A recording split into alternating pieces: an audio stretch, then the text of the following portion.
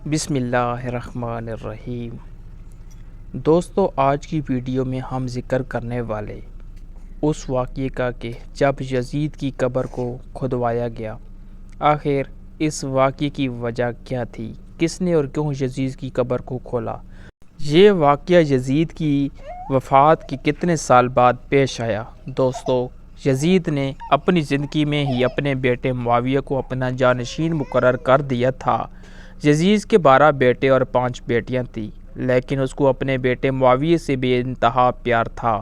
اس کی تعلیم و تربیت بھی شہزادوں کی طرح ہی کی گئی۔ یزید چاہتا تھا کہ اس کا یہ بیٹا اس کا حقیقی جانشین بنے۔ یزید نے حکومت سنبھالتے ہی اپنے 2 بیٹوں خالد اور معاویہ کو اس وقت کے بہترین استاد المقصوص کے مکتب میں 3 سال کے لیے بھیج دیا۔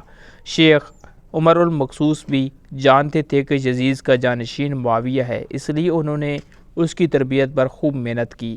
61 ہجری میں جب واقعہ کربلا پیش آیا تو شیخ المقصوص کو بہت تکلیف پہنچی، چونکہ آپ کا دل محب اہل بیت سے تڑپتا تھا۔ اسی لیے آپ نے یزید کے ان دونوں بیٹوں کو عظمت اہل بیت سے خوب روشناس کروایا۔ ایک طرف کربلا کا واقعہ پیش آیا اور جگہ جگہ یزید کے خلاف بغاوت اٹھنے لگی۔ دوسری طرف معاویہ، جو یزید کا جانشین تھا، اس کی تربیت ایک سچے عاشق رسول کر رہے تھے۔ واقعہ کربلا کے تیسرے سال 683 عیسوی میں یزید عبرتناک موت سے دوچار ہوا تو معاویہ ابن یزید 20 سال کی عمر میں تخت نشین ہوا۔ جیسے ہی معاویہ ابن یزید تخت نشین ہوا تو استاد محترم کی محنت رنگ لانے لگی۔ اس نے آتے ہی ساتھ ہی واقعہ کربلا کی تحقیقات کی اور محض 40ویں دن لوگوں کو اپنی بیعت سے آزاد کر دیا۔ بعض روایات میں معاویہ ابن یزید نے 3 ماہ تک حکومت کی۔ 20 سال کی عمر جوانی کا ایسا دور ہے کہ جب انسان اپنی خواہشات کی منہ زوری عروج پر ہوتی ہے۔ یزید کا جانشین ہونا اور پوری اسلامی مملکت پر حکمرانی کرنا اپنی تمام جائز و ناجائز خواہشات کو پورے کرنے کے لیے بہترین موقع تھا۔ لیکن معاویہ بن یزید نے تخت پر بیٹھتے ہی واقعہ کربلا کی تحقیقات کی اور حالات کا بہت باریک بینی سے جائزہ لیا۔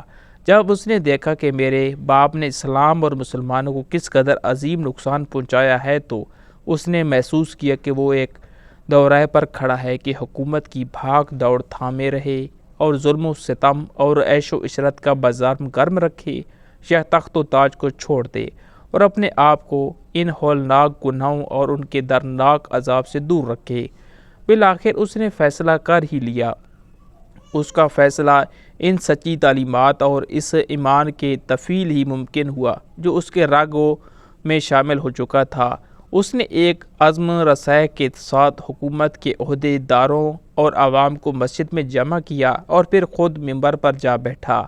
اس نے اپنی تقریر میں سب سے پہلے خدا کی حمد اور اس کے بعد رسول صلی اللہ علیہ وسلم پر درود بھیجا، اور پھر وہ یوں کہنے لگا کہ میرے باپ یزید کو جب حکومت ملی تو وہ اپنے اعمال اور بد کرداری کی وجہ سے ہرگز اس کا اہل نہیں تھا، لیکن وہ بھی اس پر قابض رہا اور اس کا نفس اس سے بدترین کاموں کی ترغیب دیتا رہا۔ وہ اپنے برے کاموں پر بھی فخر کرتا تھا اور اس نے خدا کی بتائی ہوئی حدود سے تجاوز کیا۔ رسول اللہ صلی اللہ علیہ وسلم کی اولاد پر اس نے بدترین مظالم ڈھائے، لیکن اس کی حکومت کی مدت بہت ہی تھوڑی تھی اور بہت جلد اس کی شرمناک زندگی کا خاتمہ ہو گیا، اور آج وہ اپنے اعمال کے حساب کتاب میں الجھا ہوا ہوگا۔ جب معاویہ بن یزید کی بات یہاں تک پہنچی تو اس کا گلا رک گیا۔ کافی دیر تک وہ بلند آواز میں روتا رہا اور اس کے بعد وہ دوبارہ لوگوں سے ہم کلام ہوا اور اس نے کہا کہ اے لوگو، میں تمہارے گناہوں کا بوجھ اپنے کندھوں پر نہیں اٹھا سکتا اور نہ تمہاری دوستی کا طوق اپنے گلے میں ڈالوں گا۔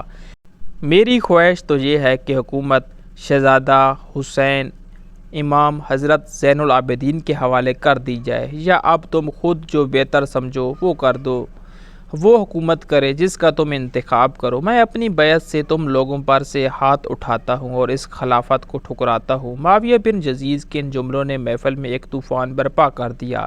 پھر معاویہ بن یزید منبر سے اتر آیا۔ اس کی ماں اور دیگر عزیز و اقارب آئے تو دیکھا کہ وہ روئے جا رہا ہے، تو اس کی ماں نے کہا کہ کاش تم حیض کا چھیتڑا ہی ہوتے اور میں تمہاری خبر نہ سنتی۔ اس نے کہا کہ خدا کی قسم میں بھی یہی چاہتا ہوں، اگر میرے خدا نے مجھے معاف نہ کیا تو میرے لیے برا ہو۔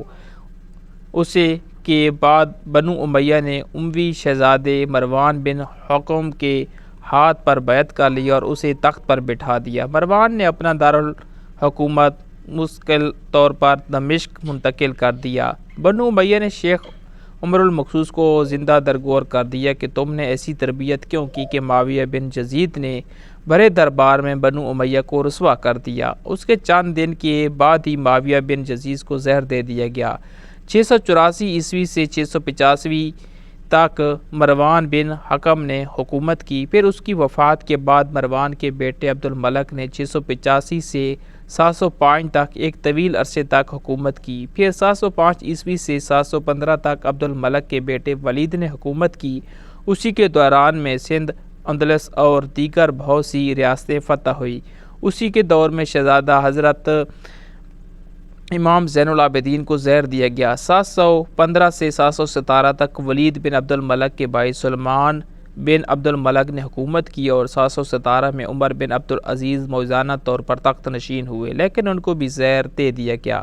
720 سے 724 تک ولید بن عبد الملک اور سلمان بن عبد الملک کے بھائی یزید بن عبد الملک نے حکومت کی بھاگ دوڑ سنبھال رکھی۔ اس کے بعد ہشام بن عبد الملک، ولید بن یزید، یزید بن ولید اور ابراہیم بن ولید اور مروان بن محمد نے بالترتیب حکومت کی اور 750 عیسوی میں بنو امیہ کی حکومت کا تخت بنو عباس نے الٹ دیا۔